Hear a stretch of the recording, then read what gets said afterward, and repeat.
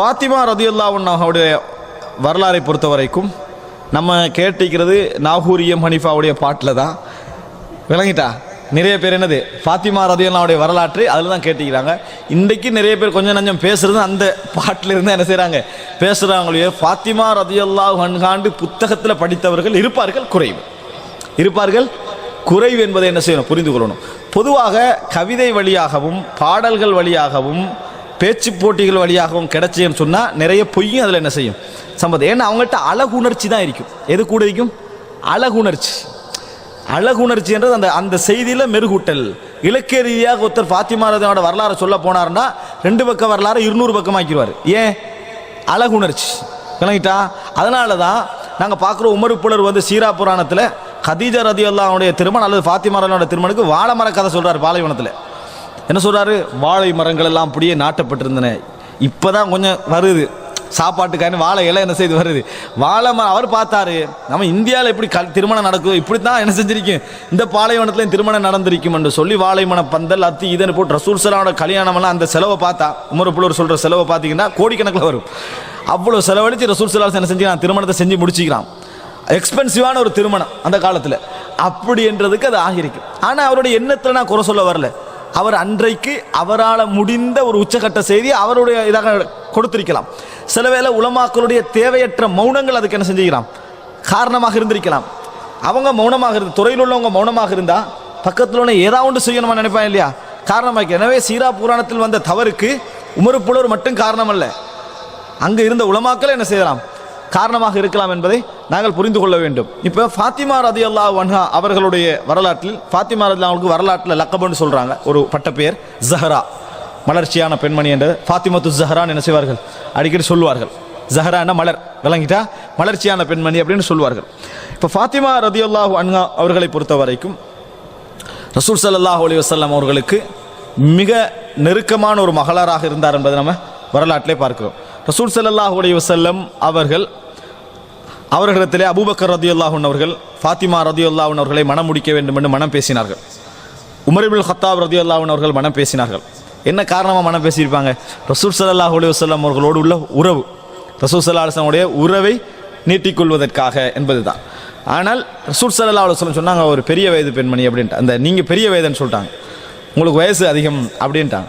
எனவே சிறிய வயசா பெரிய வயதா திருமணம் முடிக்க கொடுக்க பொருத்தமா இல்லையான்னு தீர்மானிக்க வேண்டியவர் யாரு? தந்தை தான். சின்ன வயசுல கேட்டாலும் முடிச்சு கொடுக்கணும் சுன்னத்தன்னு யாரா சொன்னாங்கன்னா அது அறியாமை. அது என்னது? அது அறியாமை. ரசூல் ஸல்லல்லாஹு அலைஹி வஸல்லம் அவர்கள் ஆயிஷா ரலியல்லாஹு திருமணம் பேசினாங்க. அபூபக்கர் ரலியல்லாஹு அன்ஹு அவங்க என்ன செஞ்சாங்க?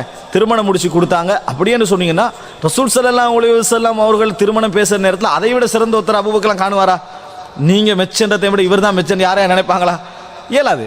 அப்போ அபூபக்கர் அந்த இடத்துல திருமணம் முடிச்சு கொடுக்குறாங்க. அப்போ அதே போல் ஒருவர் காண்றார், ஒரு ஊரில் வந்து ஒரு திருமணம் பேசுறாரு, மகளுக்கு வந்து அப்போ தான் பருவ வயது அடைஞ்சிக்கிறான். சின்ன வயதாக இருந்தாலும் கூட பேசுகின்ற மனிதரை பற்றி இவருக்கு 100க்கு 100% நம்பிக்கை, அவருடைய ஆளுமையை பற்றி நம்பிக்கை, அவருடைய திறமையை பற்றி நம்பிக்கை. அவர் வயதாக இருந்தாலும் முடிச்சு கொடுக்க நினைக்கிறாரு, மகளுடைய விருப்பம் அதுக்கு உடன்பாடாகி. இது பிரச்சனை அல்ல.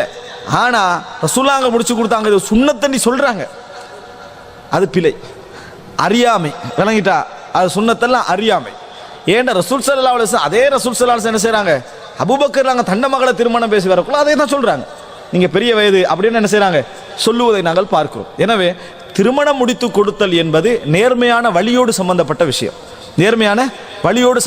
விஷயம். ரசூல் ஸல்லல்லாஹு அலைஹி வஸல்லம் அவர் இஸ்லாத்தில் மட்டும்தான் நீங்க பார்க்கலாம்.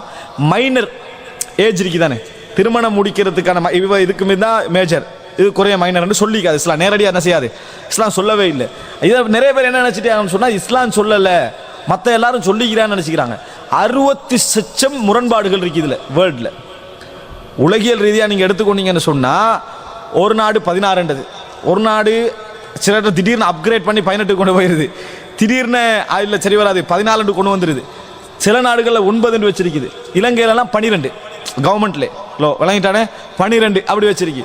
அது சம்பந்தமா சட்டம் போட்டு 14 ஆக்குவோம் அப்படி என்றெல்லாம் என்ன செய்யுது உலகத்தில். இதுதான் மைனர் அப்படி என்று சொல்லி, இது கங்களை தான் மேஜர் அப்படி என்று சொல்லி யாரால என்ன செய்யலாது வரைவிலக்கணப்படுத்துற அளவு இல்லை. ஆனால் சட்ட ரீதியான விஷயங்களுக்கு மட்டும் 18 வச்சுக்கிறாங்க. சில இடங்கள் 20 வச்சுக்கிறாங்களா, விளங்கிட்டா 18 வச்சுக்கிறாங்க. இதுதானே ஒழிய இஸ்லாத்தில் மட்டும் ஒரு சப்ஜெக்ட் அல்ல. அதனால தான் இந்திய வரலாற்றை நம்ம பார்க்குறோம். மிக முக்கியமாக இந்த இது சம்பந்தமாக கூடுதலாக முஸ்லீம்களை விமர்சித்த ஒரு கவிஞர் என்று சொல்லப்படக்கூடிய ஒரு ஆள் தான் பாரதியார்.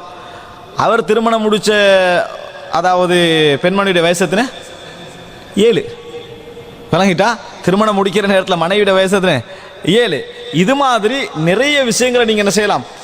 காந்திஜியோட மனைவி, அதே போல் இன்னும் உள்ள அதாவது இந்த இந்தியாவில் இதுக்கு இது போட்டாங்களே என்னது, இந்த சிறுபான்மையுடைய இந்த என்ன இன ரீதியான பிரச்சனைக்கு ஒரு இதாக அம்பேத்கர் விளங்கிட்டானே, அம்பேத்கருடைய மனைவியோட வயசு சிறிய வயசு 10 குறைஞ்ச வயது. இதெல்லாம் பேச மாட்டாங்க. சரியா? இது எந்த அடிப்படையில் வந்தது? அந்த காலத்தில் அது ஒரு முரணாகவே என்ன செய்யலை, நினைக்கல. நல்லா வாழலையா, அவங்கள நல்லா வாழலையான்னு கேட்குறேன். அந்த பிரச்சனை ஒன்று இருக்கல. ஆனால் அதை முடிவெடுக்க வேண்டியவர் யாரு? வழி. இன்னும் சொல்ல போனால் சுனாமி இது போன்ற பேரழிவுகள் வார நேரத்தில் இந்த சட்டம் நிற்கவே நிற்காது. ஏன் தெரியுமா? சில பெண்களுக்கு குடும்ப ரீதியான எந்த உறவும் இருக்காது, எல்லாரும் போயிருப்பாங்க. நிறைய பார்த்தோம் நாங்கள். பிள்ளை ஒன்றிப்பா 11 வயதாக இருக்கும், பருவ வயது அடைஞ்ச வயது தான், ஆனால் சின்ன வயதாக இருக்கும். இதை 2ல் ஒன்று செய்யணும்.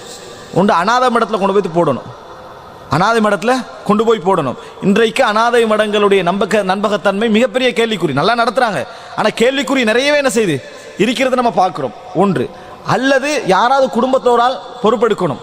அந்த குடும்பத்தில் பொறுப்பெடுக்கிற சூழல் எடுத்து பார்த்தீங்கன்னு சொன்னால் நிச்சயமாக எல்லாமே அவளுக்கு அந்நியமான சூழல். இது எல்லாவற்றையும் விட நம்பிக்கையான ஒருவருக்கு திருமணம் முடிச்சு கொடுக்குறீங்க, அது சமூக ரீதியான சட்ட ரீதியான அங்கீகாரத்தை அவனுக்கு என்ன செய்யும், கொடுக்கும். அதே நேரத்தில் நல்ல பாதுகாப்பை என்ன செய்யும், அவனுக்கு கொடுக்கும். அவனோட சொத்துக்கு உத்தரவாதத்தை என்ன செய்யும், சட்ட ரீதியாக அது கொடுக்கும்.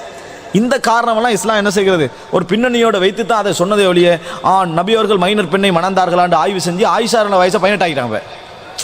தெரியுமா? ஆயிஷாரோட வயசு 9 திருமணம் முடிச்சாங்கன்னு தான் பார்க்குறோம். இப்போ வயசை 18 ஆகிட்டாங்க. பிழை. நம்ம இஸ்லாமிய சமுதாயம் இதுவரைக்கும் 9 நம்பிட்டு வந்தது பிழை. அப்போ 6ல் முடிச்சாங்க, 9ல் சேர்ந்தாங்க. சரியா? அது என்னது பிழையான விஷயம் என்று சொல்லி இப்போ எத்தனையா மாற்றிட்டாங்க, 18ஆக என்ன செய்து விட்டார்கள், மாற்றி விட்டார். நல்லது தானே. அந்நியர்களுடைய கேள்விக்கு இஸ்லாத்திலே பதில் உண்டு அப்படின்னு சொல்லிக்கணும். என்ன செய்யறது தெரியுமா? பதில் உண்டுன்னா இருக்கிறது நல்லா பதில் உண்டுன்னு சொல்ல வேண்டியதானே. ஏதோ அவன் விமர்சித்தானோ அதே மாற்றிடுறது. பதில் உண்டு என்ன, நீங்கள் 9 என்று சொன்னது பிழை, இவங்களும் பிழையா நம்பி கொண்டு வந்திருக்கிறார்கள். அப்போ என்ன 18, அப்போ விமர்சித்தது நம்ம சரிதான், நீ சொன்னதா பிழை அப்படின்ற லெவலுக்கு என்ன செஞ்சிடறாங்க, கொண்டு வந்துடுறாங்க. அதனால மைனர் விஷயத்தை நம்ம இந்த நெல் புரிந்து சம்பந்தமாக ஒரு 1.5 மணி நேரம் மைனர் திருமணம் சம்பந்தம், ஆயிஷாவோட திருமணம் சம்பந்தமாக ஒரு டீட்டெயில்ஸ் என்ன செய்திருக்கிறேன், பேசியிருக்கிறேன். இதை நம்ம எங்களுடைய ஒரு மனவீழ்ச்சியோட பார்க்க வேண்டிய அவசியம் ஒன்றும் இல்லை. இது நம்ம அறிவில்லான அப்படி என்ன செய்கிறோம், அணுகுகிறோம். தவறான ஒரு அணுகுமுறை. அன்புள்ள சகோதரர் ரசூலுல்லாஹ்கிட்ட கேட்டு ரசூலுல்லாஹ் செஞ்சுட்டாங்க. நீங்கள் பெரிய வயதுன்னு சொல்லிட்டாங்க. ரைட் இருக்கு எங்களுக்கு. அந்த ரைட் என்ன செய்கிறது, எங்களுக்கு சூட்டபிளான ஒருவரை திருமணம் முடிச்சு கொடுங்க நினைக்கிறீங்க. நீங்கள் நினைக்கிறீங்க என் பிள்ளை வசதியாகவே வளர்ந்துட்டு வசதியான ஒருவருக்கு திருமணம் முடிச்சு கொடுக்கிறது மார்க்கத்தோட, வசதியான ஒருவருக்கு நான் திருமணம் முடிச்சு கொடுக்கணும்னு நினைக்கிறது எந்த வகையிலும் தவறு இல்லை. எந்த வகையில் ஏழைகளை ஏன் தேர்ந்தெடுக்க முடியாது? யார் தேர்ந்தெடுக்க சொன்னா? ரசூலுல்லாஹ் சொன்னாங்களா? அப்படி இல்லை. எனது மகளை பொருத்தமான இடத்துல நான் வசதியாக வாழ்ந்துட்டு என் பிள்ளையும் வசதியான இடத்துல முடிக்கணும்னு நினைக்கிறீங்க. ஒன்று தான் விஷயம், மார்க்கத்தை பார்க்கணும். அதனால தான் இப்னு உசைமின் முஹம்மது பின் சாலிஹ் அல் உசைமின் ஒரு உபதேசம் சொல்றாரு. நீங்க திருமணம் பேசுற நேரத்தில் முதல்ல அழகை பாருங்க. திருமணம் பேசுங்க, கணவனை பார்க்குறீங்க, கணவன் அழகை பாருங்க, மனைவியை பார்க்குறேன், மனைவியோட அழகை பாருங்க. ஏன் தெரியுமா? அழகு இல்லை அப்படின்னு நீங்க மறுத்துட்டீங்கடா. எதுக்காக மறுத்தீங்க? அழகுக்காக மறுத்துட்டீங்க. அழகை பார்க்குறீங்க, மார்க்கத்தை 2வது பார்க்குறீங்க. மார்க்கம் ஓகேயா இருக்குது, ஆனால் அழகு மெச்சாகலை. இப்போ நீங்க மறுக்கிறீங்க. எதையும் சேர்த்து மறுக்கிறீங்க, மார்க்கத்தை சேர்த்து என்ன செய்றீங்க? மார்க்கம் இருந்தாலும் வேலையில் அழகு இல்லை, அதனால மறுக்கிறீங்க. ஆனால் நீங்கள் முதலாக மார்க்கத்தை பார்க்க ஃபர்ஸ்ட்டுக்கு அழகை மட்டும் பார்த்துட்டு சரி வரலன்னு மறுத்துட்டீங்க. இப்போ எதுக்காக மறுத்தீங்க? அழகுக்காக மட்டும் என்ன செஞ்சீங்க? மறுத்தீங்க. அப்படி என்று சொல்கிறத நம்ம என்ன செய்கிறோம், பார்க்கிறோம். இது என்ன கொஞ்சம் விரிவாக சொன்னேன்னு சொன்னால், திருமண விஷயத்தில் எங்கள்கிட்ட நிறைய மிஸ்கன்செப்ஷன்கள் என்ன செய்கிறது இருக்கிறது. திருமணத்துடைய பார்வைகளை பற்றிய சரியான தவறான பார்வைகள் நிறைய இருப்பதை நாங்கள் பார்க்கிறோம். அப்போ ரசூலுல்லாஹ் மறுத்து விட்டார்கள், பெரிய வயதுன்னு சொல்லி மறுத்துட்டாங்க. அலி ரலியல்லாஹு அன்ஹு அவர்கள் திருமணம் பேசிய நேரத்தில் ஃபாத்திமா ரலியல்லாஹு அன்ஹா அவர்களுக்கு என்ன செய்தார் ரசூலுல்லாஹ்? திருமணம் முடித்து கொடுத்தார்கள். திருமணம் முடித்து கொடுத்தார்கள். இதில் இன்னொரு செய்தி எங்களுக்கு விளங்குது. உறவுகளுக்கு இடையிலான திருமணம் காலை எழுத்திரும், கையை எழுத்திரும், மூக்கை எழுத்திரும், குணத்தை எழுத்திரும்ன்றதெல்லாம் சும்மா ஒரு கதை. வேணுமென்றால் இன்றைக்கு இந்துக்களுக்கு மத்தியில் நடக்கக்கூடிய தாய்மாமன் திருமணம், அதுக்கு வேணுமெண்டா இந்த பாதிப்பு என்ன செய்யலாம், இருக்கலாம். ஏன்னா இரத்த உறவுகளுக்கு மத்தியிலான திருமணம், அது இரத்த உறவுகளுக்கு மத்தியிலான திருமணத்தில் வேண்டுமென்றால் இந்த பாதிப்பு என்ன செய்யலாம், இருக்கலாம். ஆனால் ரசூலுல்லாஹி ஸல்லல்லாஹு அலைஹி வஸல்லம் அவர்கள் நிறைய உறவு திருமணங்கள் நபித்தோட காலத்தில் என்ன செய்கிறோம், நாங்கள் பார்க்கிறோம். அடுத்ததாக அன்புள்ள சகோதரர்களே, ரசூல் ஸல்லல்லாஹு அலைஹி வஸல்லம் அவர்கள் அலி ரலியல்லாஹு அன்ஹு அவர்களுக்கும் அதாவது ஃபாத்திமா ரலியல்லாஹு அன்ஹுக்கும் மத்தியிலான அந்த திருமணம் இருக்கிறதே, இந்த திருமணம் ஒரு அதாவது மிகப்பெரிய ஒரு பிணைப்பு அவர்களுக்கு மத்தியில் என்ன செய்து ஏற்படுத்தி இருந்தது என்பதை நாங்கள் பார்க்கிறோம். இதில் நான் அலி ரதியுல்லாவுடைய வரலாற்றில் ஃபாத்திமா ரதியுல்லாஹு அன்ஹாவுக்கும் அலி ரதியுல்லாஹுக்கு இடையே நடந்த நிறைய செய்திகளை நான் என்ன செய்துட்டேன், சொல்லியிருக்கிறேன். நிறைய செய்திகளை நான் சொல்லியிருக்கிறேன். அதனால் அந்த செய்திகளை நான் மீட்ட வேண்டிய அவசியம் இந்த இடத்துல இல்லை. ஏன்னா திருப்பி அதை ஞாபகப்படுத்துவது போன்று இருக்கும். இதில் சில முக்கியமான விஷயங்களை நான் சொல்கிறேன். ரசூலுல்லாஹி ஸல்லல்லாஹு அலைஹி வஸல்லம் அவர்கள் ஃபாத்திமா ரதியல்லாஹு அன்ஹா அவர்களை பற்றி சொன்னார்கள். அதாவது ஹைரு நிசாஇல் ஆலமீன், இந்த உலகத்துடைய சிறந்த பெண்மணிகளில் உள்ளவர்கள் தான் மரியம் பின்து இம்ரான், இம்ரானுடைய மகள் மரியம் அலைஹிஸ்ஸலாம். வ ஹதீஜா பின்து ஹுவைலித், ஹதீஜா பின்து ஹுவைலித் அப்படின்னு சொன்னார்கள். அடுத்தது ஃபாத்திமா பின்து முஹம்மத் ஸல்லல்லாஹு அலைஹி வஸல்லம் மகள் ஃபாத்திமா. வ ஆசியா இம்ராஅத்து ஃபிரௌன், ஃபிரௌனுடைய மனைவி ஆசியா என இதில் 2 பெண்மணிகள் அல்லாஹ் தஆலா குர்ஆனில் என்ன செய்கிறான், சொல்கிறான். மரியமையும் ஆசியாவையும் சொல்கிறான். ஆசியான்னு சொன்னால் அலிஃப் மத் அலிஃப், மத்த ஆசியான்னு சொன்னால் பாவம் செய்யக்கூடியவர், ஐன் வந்தா பாவம் செய்யக்கூடியவர், ஐன் சாது வந்தா. இது அலிஃப் சீன், விளங்கிட்டா. ஆசியான்னு சொல்லக்கூடிய கவலை உணர்வு உள்ளவள், விளங்கிட்டா, பின்பற்றக்கூடியவள். இந்த கருத்தில் என்ன செய்யும், அதில் வரும். இப்படி அதாவது 4 பெண்மணிகள் உலகத்திலேயே சிறந்த பெண்மணிகள் அப்படின்னு ரசூலுல்லாஹ் சொல்றாங்கன்னா மகளாரன்றதுக்கான சொல்லிப்பாங்களா?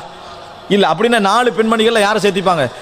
ருக்கையா, உம்மு குல்சூம், ஃபாத்திமா. இந்த 4 பெண்மணிகள் உலகத்தில் சிறந்த பெண்மணி சொல்லியிருக்கணும். இது வஹி. அல்லாஹு தஆலா தன் இறுதி தூதருடைய மகளாக ஒரு சிறந்த பெண்மணி என்ன செய்கிறான், அல்லாஹு தஆலா ஆக்குகிறான் என்பதை நாங்கள் புரிந்து கொள்ள வேண்டும். இது ரசூலுல்லாஹி ஸல்லல்லாஹு அலைஹி வஸல்லம் அவர்கள் அப்படி சொன்ன செய்தியை நாங்கள் பார்க்கிறோம்.